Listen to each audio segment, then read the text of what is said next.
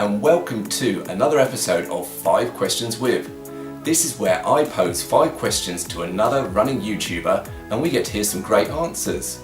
And tonight's guest is Michael. Now his channel is called A Runner's Ramble. Now if you're new to Michael's channel, I'd highly recommend going and checking it out. He lives in the northeast of England, and so it wouldn't surprise you to know that his favourite race is the Great North Run. I'll be sure to be asking him about that. You can catch up on his training and it's always entertaining. You even get to meet his dog called Charlie, who appears in most of his videos. So let's get straight into 5 Questions With A Runner's Ramble.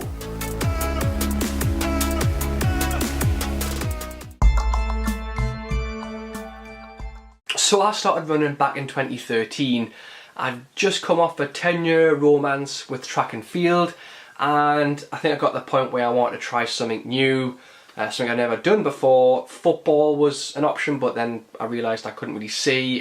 Golf was another option, but then I realised it could be quite expensive, and I'm saying that now, and running is quite expensive at the same time.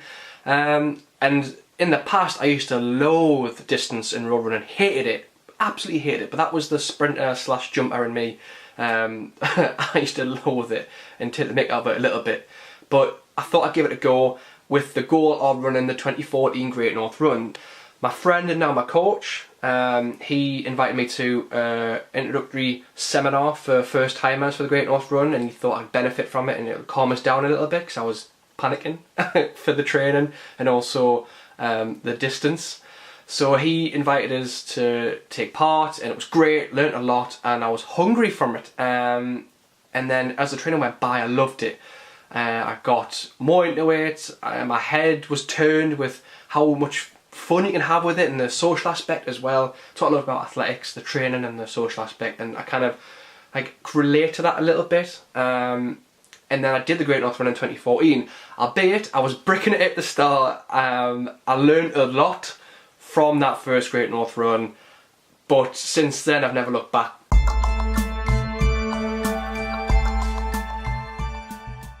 So if you're unaware, I did make a video about it a couple of weeks ago. I suffered a tiny tear in my meniscus, which has put me out of action for 4 weeks, I think it was, since I started to come back to running again eventually.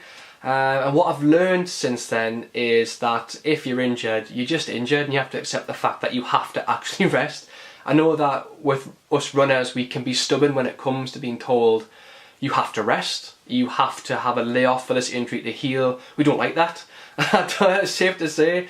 But I've had to bite the bullet and accept the fact that in order for me to continue to run for many, many, many years, I'm thinking way ahead here, I know, I have to look after the body. So if it's getting to the point where I do pick up a niggle, is it worth giving it a day off and then just running hard on it again? Probably not.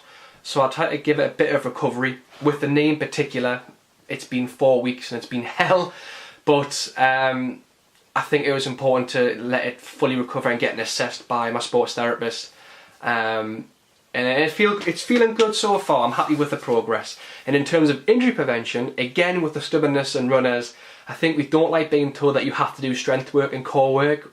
When I first started, I thought, oh, the strength work will come from me running and I'll do the odd bit of Olympic lifting in the gym just to take over. No, you have to actually physically do it in order to make yourself a bit quicker, stronger, and also prevent injury. Like with the knees, I sound like a right hypocrite. I bang on the door for people to do S&C or strength work, and I've neglected it after I made my goals video for about 3 or 4 weeks. Then I got injured, so it's kind of like a lesson learned. I've been doing Pilates, I've been doing strength work with Emma. You would have seen it in the recent vlog. I'm trying to keep up with it because I think it's important. I can't afford to slack off, and I think people need to learn to do this when it comes to their training.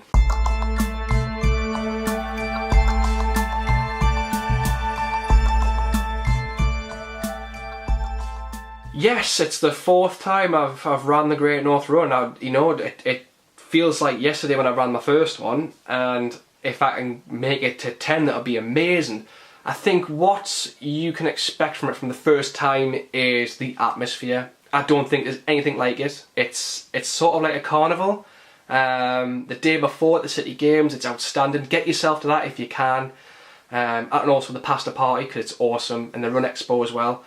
But on the day, when you're in your pen, you can feel the buzz. There is no section throughout the course where it is empty or dead. There's always someone there from start to finish where you'll get cheered. If you've got your name on your vest, you will get shouted at. So for instance, come on Michael, come on Chris, come on Fordy, come on Katie. They'll shout for you, and it does help. You know, you hear, oh, it does help. It actually does help. It does pick up if you're struggling. And also you run along the most beautiful coastline on the planet, so you're winning. My aim is to get Ramble in one piece. I think depending on how the knee's feeling, if I can get sub 2, that'd be great. I am trying to make a film about the Great North Run at the same time, so I don't know where the focus is going to be in terms of like pace-wise and running-wise. I think I'm going to be focused on if it looks good on camera. But if I can get Ramble in one piece, that's the most important thing. If I can get sub 2 again, that's a bonus. And if the film looks great from it, that's a bigger bonus. I don't know.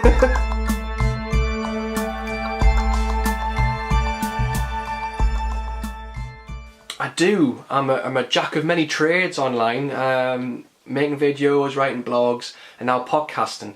I think the blog has died off a little bit. I'm not into writing as much anymore. I used to love it, but I kind of like lost the love of blogging.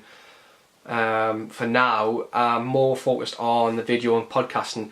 I think at the minute the podcasting's winning because I get to go around the northeast and sit and physically chat with these amazing people. I mean, I've got 2 guests already completed in Colin, Big Pink Dress, and Angie.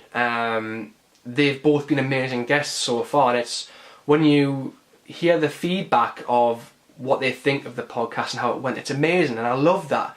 Not to say that I don't enjoy getting feedback from the videos, because that's great as well, but I think at the minute going out there and talking to people and, you know, really finding out what makes them tick and what they love about running, I'm enjoying that at the minute. I like the interview process. I'm not a qualified journalist, but I've got a degree in sports journalism, so I think with that I like the engagement of like bouncing questions off people and seeing how they react.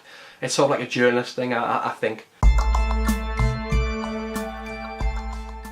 Ooh, well, I've mentioned it briefly. There's the film that's coming out, My GNR. That'll be coming out after the Great North Run. I don't know when, just depends on how long it'll take to edit. But in the future, I'm looking at the feedback and looking at how my channel is right now. I want to try and make films that are, not films in general, but videos that are like cinematic. Like the I Love Running, I love putting that together and I love the feedback from it. The vlogs are okay, but I just prefer making like the film-esque, cinematic-esque type stuff. I mean, I'm heavily inspired by Ginger Runner, Dan Whitehead, and also Peter McKinnon. Their videos are what I want to have as my channel, not to copy them. That's just the easy way out, but have my own spin on it a little bit. That's kind of what I want to do. And I've realised I've been talking too much, so I'm going to shut up now. Before I go, I just want to quickly say thank you to Chris for having me on his channel. If you haven't already, go and subscribe to him, because he is the happiest runner I've ever seen on YouTube, and I love his content. I'm not just saying it, I genuinely do love his content, so go and subscribe to him, and I will see you later. Thanks guys.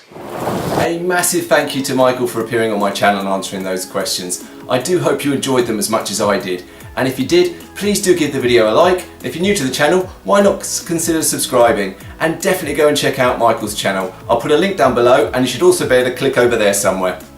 So that's it for tonight's episode, but there'll be another one this time next week, so please do come back. That's all for now guys, thanks again for watching.